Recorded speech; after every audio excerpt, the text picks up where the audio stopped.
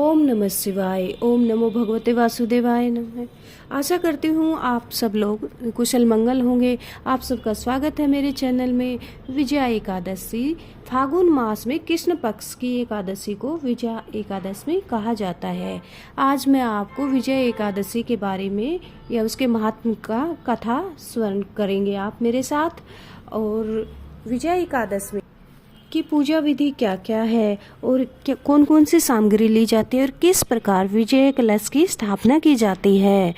और यदि आप जीवन में शत्रुओं से परेशान हैं या फिर इस शत्रु को किसी भी कार्य में सफल आपको नहीं होने दे रहे हैं या फिर आप कार्यों की सफलता चाहते हैं किसी भी क्षेत्र में, तो आपको विजय इस व्रत के करने से अवश्य ही प्राप्त होगी। विजया एकादशी का पूजन है वो इस दिन अवश्य हमें करना चाहिए यदि आप शत्रुओं से परेशान हैं। यदि आप विजया एकादशी का व्रत नहीं भी रखते हैं तो भी आप शुद्ध सात्विक होकर के कथा का महत्व अवश्य ही सुने। कथा सुनने के लिए आप हाथ में तिल और पुष्प लेकर कथा का श्रवण करें। तो कथा आरंभ करते हैं। एक बार धर्मराज युधिष्ठिर बोले, हे जनार्दन, भगवान श्री कृष्ण से बोलते, हे जनार्दन, फागुन मास की एकादशी का क्या नाम है? कृष्ण पक्ष की जो एकादशी आती है उसका क्या नाम है और इसकी विधि क्या है और कृपा करके मुझे बतलाइए। भगवान श्री कृष्ण बोले, हे युधिष्ठिर, फागुन मास की एकादशी का नाम, हे राजन, फागुन मास की जो एकादशी आती है उसका नाम विजया एकादशी है। हे मानुभाव, इस व्रत के प्रभाव से मनुष्य की विजय प्राप्त होती है और यह उत्तम व्रत है, सब व्रतों में उत्तम व्रत है। इस एकादशी के महात्म के स्मरण व पठन से सब पापों का नाश हो जाता है। एक समय देवर्षि नारद ने जगत पिता ब्रह्मा जी से कहा कि महाराज, आप मुझसे फागुन मास में जो कृष्ण पक्ष की एकादशी आती है उसका विधान कहिए। ब्रह्मा जी कहने लगे, हे नारद, विजया एकादशी का व्रत पुराने और नए पापों का नाश करने वाला होता है। इस विजय एकादशी की विधि मैंने आज तक किसी को नहीं कही है। यह समस्त मनुष्य को विजय प्राप्त प्रदान करती है। तो त्रेता युग में एक बार भगवान श्री रामचंद्र जी भी जब 14 वर्ष का वनवास वो उस समय भोग रहे थे तो पंचवटी में निवास कर रहे थे। और उस समय रावण ने जब सीता माँ का उस समय पंचवटी से हरण किया तो सीता की खोज में राम लक्ष्मण दोनों भाई चल दिए वहां से। और घूमते घूमते खोजते खोजते वे जब जटायु के निकट पहुंचे और जटायु जो अंतिम समय में था घायल हुए वहां पड़ा था, तो जटायु ने उन्हें सीता जी का सब वृतांत कह सुनाया। और जब उसके बाद वो कुछ समय के बाद जटायु जो है वो स्वर्गलोक को प्राप्त हो जाते हैं। और कुछ समय के पश्चात राम और लक्ष्मण दोनों भाई आगे जाते हैं तो वहां पर वो सुग्रीव से मिलते हैं और वहां पर वो उनके भाई बाली का वध करते हैं। हनुमान जी ने जाकर के लंका में सीता जी का पता लगाया और उसके बाद उनसे श्री राम जी और सुग्रीव जी की मित्रता का वर्णन किया। सीता जी से हनुमान जी ने वर्णन किया और वहां से लौट करके हनुमान जी ने जब सब वृत्तांत राम जी से कहा और श्री रामचंद्र जी ने सुग्रीव की सेना से लंका में सुग्रीव की वानर सेना लेकर के लंका की ओर प्रस्थान किया।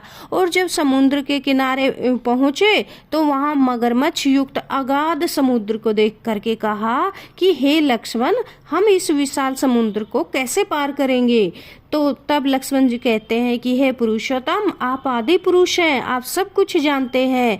यहाँ से कुछ दूर, कुछ आधा योजन दूर पर वगलाभद्र नाम के एक ऋषि रहते हैं। उन्होंने अनेक ब्रह्मा को देखा है। आप उनसे जाकर के इसका उपाय पूछे। फिर दोनों जाकर वगदालभ्य ऋषि के पास गए, उन्हें प्रणाम किया और ऋषि ने भी मनुष्य रूप धारण किए हुए प्रभु श्री राम से प्राण पुरुषोत्तम जान करके पूछा, हे राम, आपका किस काम के लिए यहाँ आगमन हुआ है?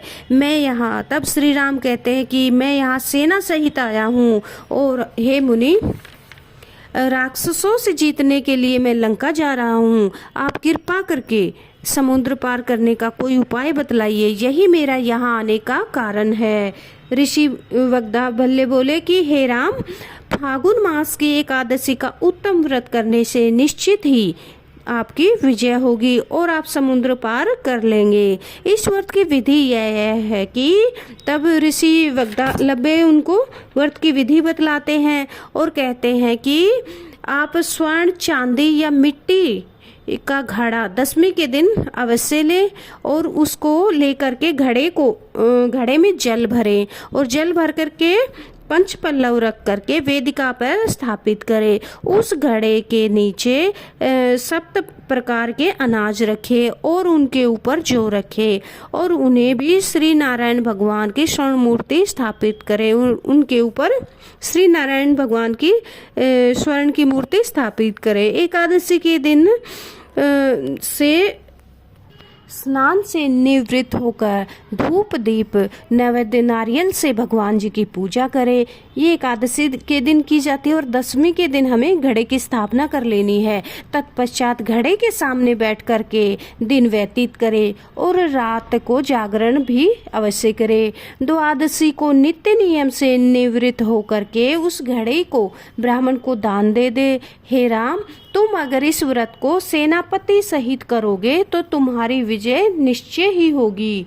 श्री राम जी ने ऋषि की कथा अनुसार इस व्रत को किया और दैत्यों पर विजय पाई। हे राजन, इस प्रकार से इस व्रत के प्रभाव से उन्होंने दैत्यों पर विजय पाई और समुद्र पार करके वो अंत में विजयी हुए। अतः जो भी कोई मनुष्य इस व्रत को भक्ति पूर्वक भाव से करता है, विधि पूर्वक करता है, वह दोनों लोकों में विजय प्राप्त करता है। ब्रह्मा जी ने नारद जी से कहा, हे पुत्र, जो कोई इस व्रत के महात्म्य को पहले से सुनता है या फिर उसका व्रत करता है, उसको वाजपेयी यज्ञ का फल प्राप्त होता है। और इस प्रकार से हमारी कथा पूर्ण होती है।